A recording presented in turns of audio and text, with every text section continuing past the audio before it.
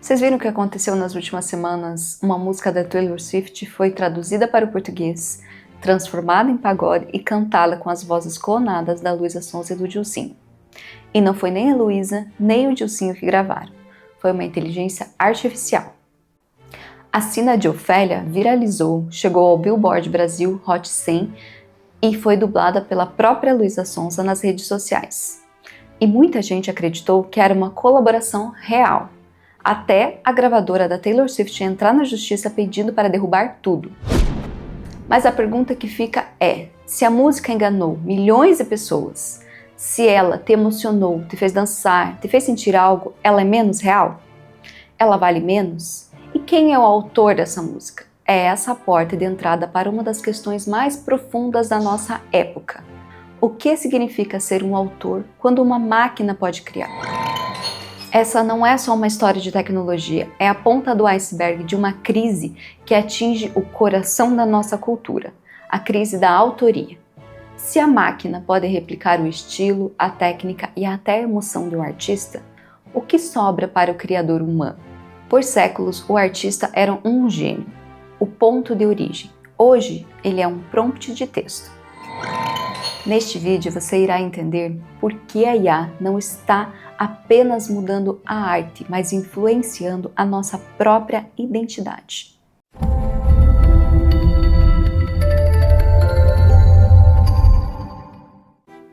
Para entender essa bagunça toda, a gente precisa voltar um pouco.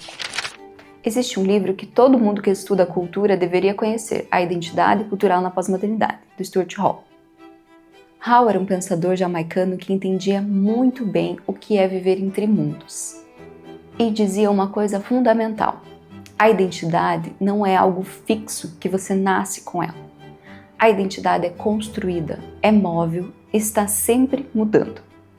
Ele divide a história em 3 tipos de sujeito. O sujeito do iluminismo, aquela pessoa do século 17 e 18 que acreditava ser um indivíduo único, racional, com uma identidade fixa desde o nascimento até a morte. Eu sou, eu sempre fui e sempre serei. O sujeito sociológico. A partir do século XIX, a gente percebe que não somos só indivíduos isolados. Somos formados pelas nossas relações, família, trabalho, nacionalidade, classe social. A identidade passa a ser aquilo que construímos na interação com o mundo. Sujeito pós-moderno. Aqui onde a coisa fica interessante. É o sujeito do nosso tempo. Para Hall, a identidade é uma celebração móvel. Ela muda o tempo todo, de acordo com os contextos, com as representações, com os sistemas culturais que nos cercam. E o que isso tem a ver com inteligência artificial? Tudo, porque a nossa identidade já não é mais fixa, ela está fragmentada. Se já vivemos em múltiplas versões de nós mesmos, a versão do Instagram, a versão do trabalho, a versão de casa, agora a IA adiciona mais uma camada. E se essas versões de nós pudessem existir sem nós?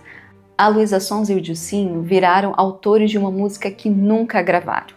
A voz deles, o estilo deles, a identidade artística deles foi replicada e convenceu milhões de pessoas. Mas a IA generativa leva essa ideia ao extremo. Ela não mata o autor, inspirado na obra do Roland Barthes. Ela o desnecessita. O caso da música da Taylor Swift e da Luísa é o exemplo perfeito. O produto é bom, o público consome, mas a autoria está fragmentada. Taylor Swift escreveu a melodia, mas a IA gerou a voz. E um fã escreveu o prompt. Quem é o autor? A lei não sabe responder e o público não se importa. Vamos destrinchar o que aconteceu aqui. Porque esse caso é uma aula sobre a autoria na era digital. A obra original, The Fate of Ophelia, é uma música da Taylor Swift e escrita por The Chainsmokers. Tem autores, tem direitos autorais, tem estrutura melódica, letra protegida.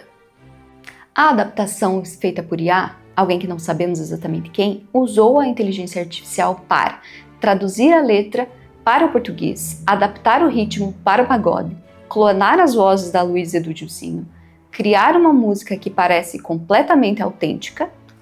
O resultado, milhões de plays, entrada no ranking oficial do Billboard Brasil, confusão generalizada sobre se era oficial ou não, remoção das plataformas por violação de direitos autorais.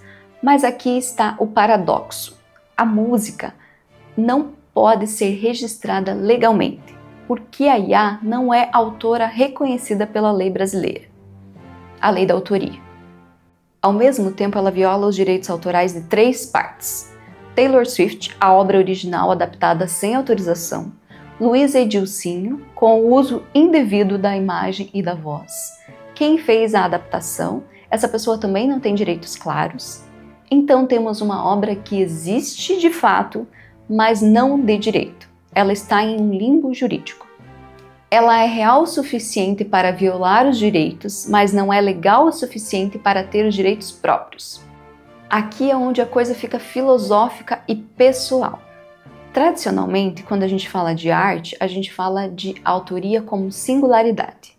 O que faz um quadro do Van Gogh valer milhões? É a pincelada única, a angústia do artista, o contexto histórico, a impossibilidade de replicação. A arte sempre foi valorizada pela sua aura, conceito do filósofo Walter Benjamin. A aura é aquela qualidade única que a obra tem, por ser criada por aquela pessoa, naquele momento, naquele contexto. É irreproduzível. Mas e quando a IA pode replicar o estilo? Quando ela pode criar uma obra à maneira de Van Gogh, que é indistinguível do original? O problema não é técnico, o problema é identitário. Voltando a Stuart Hall, se a identidade é construída socialmente, se ela é móvel e fragmentada, então a identidade do artista também é. E a IA expõe isso de forma brutal. Quando você ouve Sina de Ofélia, você está ouvindo a Luísa Sonza? Não, é uma imitação. O criador do algoritmo de IA? Não, ele só apertou os botões. A pessoa que escreveu o prompt? Talvez, mas ele não cantou. A Taylor Swift original? Tecnicamente sim, mas transformada. A autoria se despedaça. Ela se distribui entre múltiplos agentes, humanos e não humanos, segundo Bruno Latour. E aqui está a questão central que ninguém quer enfrentar. Se a IA pode replicar o estilo, a técnica e até a emoção de um artista, o que sobra para o ser humano? A resposta fácil seria dizer a experiência humana, a intenção, o significado profundo. Mas será mesmo? Quando você escutou Sina de Ofélia pela primeira vez sem saber que era uma IA, você sentiu menos? A música te emocionou menos? Ela teve menos significado? Vamos falar de uma mudança brutal que está acontecendo agora. O valor está migrando da obra para o prompt.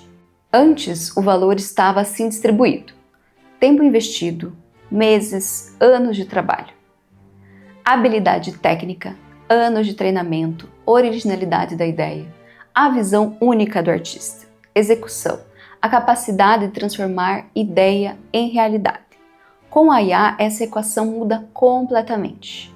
Tempos, segundos, habilidade técnica não necessária, a IA executa. Originalidade da ideia, ainda importante.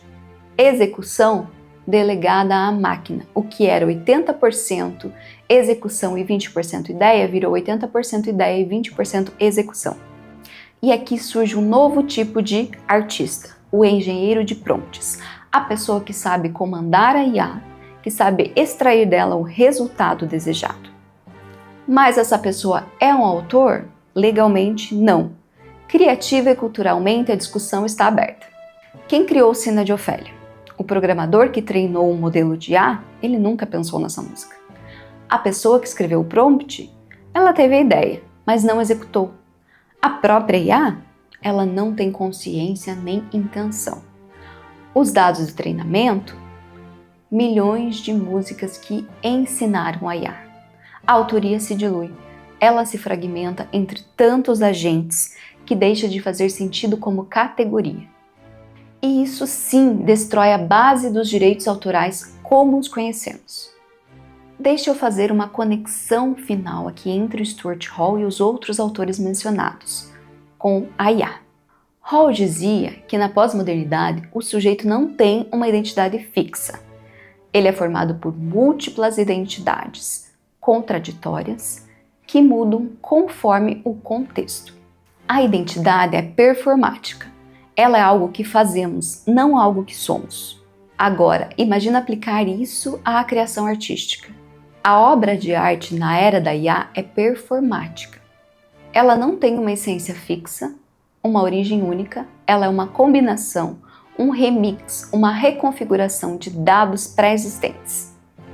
Cena de Ofélia não é uma coisa só, ela é Taylor Swift, melodia e estrutura, cultura brasileira, adaptação para o pagode, Luísa Sonza e Dilcinho, timbres e identidade vocal, algoritmo de tradução, a letra adaptada, o modelo de IA de clonagem vocal, a execução técnica, milhões de músicas de treinamento, o conhecimento base, ela é todas essas coisas ao mesmo tempo e nenhuma delas individualmente.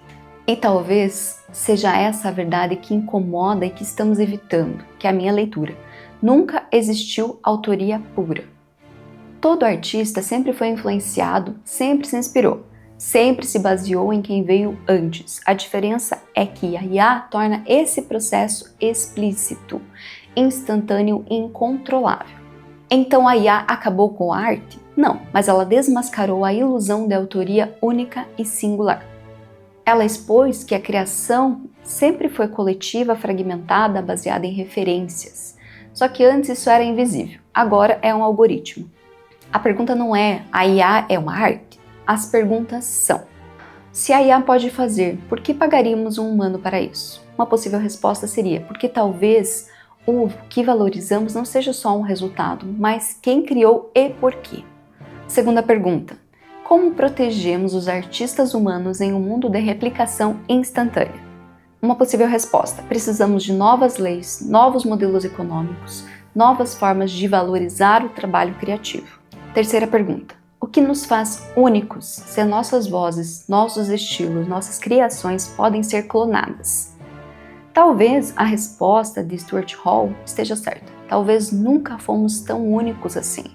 Talvez a singularidade seja a fantasia que criamos para nos sentir seguros em um mundo fragmentado. A música Cena de Ofélia não é o fim da arte, é o começo de uma conversa sobre o que arte significa quando qualquer um ou qualquer coisa pode criar. E essa conversa, sim, é assustadora, porque ela nos força a olhar no espelho e perguntar: se uma máquina pode fazer o que eu faço, quem sou eu? E talvez a resposta mais honesta seja: você é quem você escolhe ser. Sua identidade, como diria Hall, é móvel. Ela se reconstrói a cada dia, e se a IA pode copiar seu estilo, sua voz, sua técnica, ela nunca vai copiar a razão pela qual você escolhe criar. E isso talvez seja o que nos faz irredutivelmente humanos. O que te faz único? O que você cria que nenhuma IA pode replicar? Comenta aqui embaixo, eu quero saber. E se você quer entender mais sobre como a IA está mudando a nossa cultura, nossa identidade e a nossa forma de criar, se inscreve aqui no canal e ativa o sininho e vamos continuar essa conversa juntos. Porque uma coisa é certa, essa discussão está só começando.